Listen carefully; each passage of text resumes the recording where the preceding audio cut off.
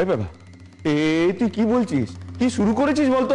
হ্যাঁ, আরে মার বয়স হয়েছে, মা এখানে অমন কাজ করে ফেলেছে। হ্যাঁ, তাহলে তুইটাতে তাল দিবি? তুইটাতে তাল দিবি বল? তোমার প্রশ্রয়ে আজকে মাথায় উঠে গেছে। প্রত্যেকবার তুমি মেজে বউকে ছাড় দাও কেন? কেন? উনি কে সংসার চালান? আমি না না না, ছাড়ো ছাড়ো ছাড়ো।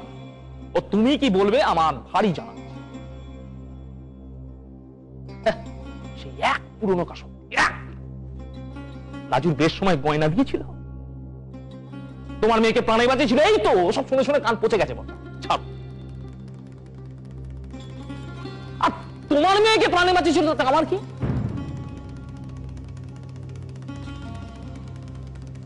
সব সংসারে মেয়ে মানুষ বেশ সময় গয়নাগাটি দেয়, তাতে তাকে মাথায় তুলে নাচে। আর বেশ সময় যে গলায় দড়ি দিয়ে বিয়েটা বন্ডুল করতে চেয়েছিলেন, সেই বেলা ওই স্বদেশী ছোড়াটাকে ঘরে ঢুকিয়ে পিরিত করে আমাদের সকলের কোমরে দড়ি পরানোর ব্যবস্থা করেছিল, তার বেলা আমাদের বেইজ্জত করে সম্পর্ক চুকে যা বাপের বাড়ি চলে গিয়েছিল, তার বেলা কি ভর্তা? হ্যাঁ, আমাদের সম্মান তো ছেড়ে দাও।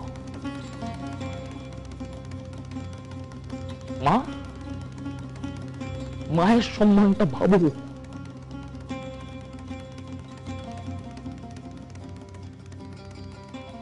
সেখানা নিয়ে আপনি বুঝি ভারী ভাবেন? পাড়ার গলি দিয়ে যখন টলতে টলতে বাড়িতে ঢোকেন, সদর ঠেলে উঠোনে এসে হাঁক পারে না সেজ বউ আপনাকে ধরে ধরে নিয়ে যায়, মা দৌড় এঁটে বসে থাকেন।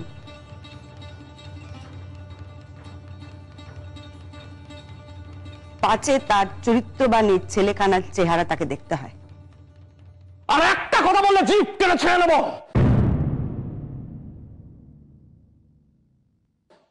নির্লজ্জ বেহায়া মেয়ে ছেলে। আরে এই পেফা, এই হারামজাদা, তুই যা মুখে আসবি তুই তাই বলবি নাকি? তুই কি ভেবেছিস কি? তোর জিপটাও টেনে আমি ছেড়ে নেবো, তোর চামড়া না মেরে গুটিয়ে দেবো। আমাদের বাড়ির ব্যাপারে বাইরের লোকেদের কথা বলার কোনো দরকার নেই। এই, আমি বাইরের লোক না ভেতরের লোক সে বিচার করার তুই কে রে? হ্যাঁ, আমি কি তোরাই তোর সংসারে নাক গলাচ্ছি? আমি আমার পিসির সংসারে নাক গলাচ্ছি, শুনে রাখ। আর সেখানে তোর মতো ছেঁচড়ের কথা বলার কোনো দরকার নেই। আর তোর যদি ক্ষমতাই কুলোয় তাহলে আদালতে সমন নিয়ে এসে আমাকে ঠেকা। হ্যাঁ হ্যাঁ, তাই আনবো। যদি মায়ের আদেশ খানা মানানো হয় তাহলে আমি তাই আনবো। কি বললি? কথাখানা কি বললি? যা শুনলে তাই বললাম। হয় মেজদারা আলাদা হবে, না হলে এই বাড়িখানা ভাগ হবে। ভাগ।